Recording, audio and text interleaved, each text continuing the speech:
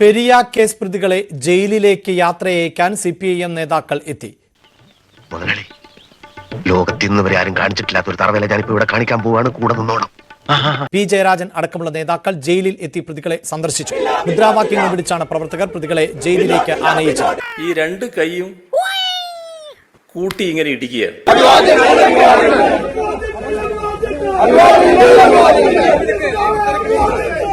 എന്നെ കഷ്ടല്ലേ, common sense ഇല്ലാത്തതിന്റെ കുഴപ്പേ.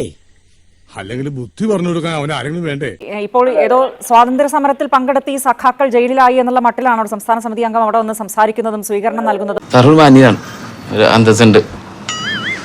സഖാവ് K V Kunhiraman CPM-ന്റെ പ്രവർത്തകരാണ്. അവരൊക്കെ നേതാക്കന്മാരാണ്. നേതാക്കന്മാരെ കാണാൻ തന്നെ ഞാൻ വന്നത്. ഇതിനു വേണ്ടി എന്റെ എല്ലാ ഇതും ഞാൻ നൽകും. പിന്നെ എന്റെ മാത്രം ഒരു ഇതുകൊണ്ട് പറ്റില്ലല്ലോ. ഞാൻ CPM-ന്റെ സ്റ്റേറ്റ് കമ്മിറ്റി മെമ്പർ കൂടിയാണ്. ജയിൽ ഉപദേശക സമിതി അംഗം കൂടിയാണ്.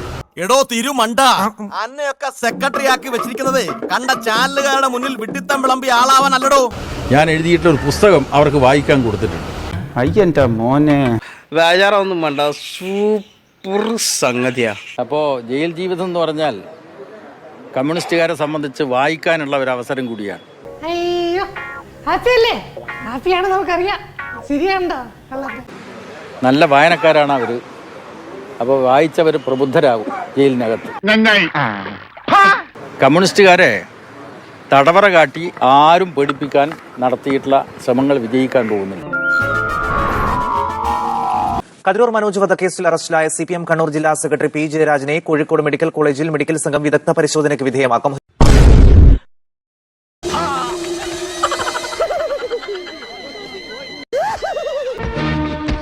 എവിടെ ശവം?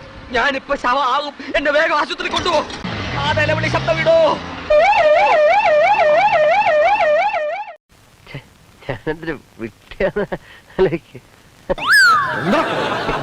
അപ്പോൾ തടവറകളൊക്കെ കമ്മ്യൂണിസ്റ്റുകാർക്ക് സ്വാഭാവികമായും പറഞ്ഞു വെച്ചതാണ്. ഭയങ്കരമായ ആള്. ഏതു തരത്തിലുള്ള രാഷ്ട്രീയ കൊലപാതകവും അവസാനിപ്പിക്കണം, അക്രമം അവസാനിപ്പിക്കണം, സമൂഹത്തിൽ സമാധാനമാണ് ഉണ്ടാവേണ്ടത്. എങ്ങനെ ഇരിക്കണം? വർഗീയ സംഘർഷങ്ങളൊക്കെ ഇല്ലാത്ത സാമൂഹ്യമായ സമാധാനം നിലനിൽക്കുന്ന ഒരു അന്തരീക്ഷമാണ്. എന്റെ പൊന്നു സാറേ, അല്പം ചട്ടമ്പിത്തരില്ലാതെ ഇവിടെ ജീവിക്കാൻ പറ്റത്തില്ല.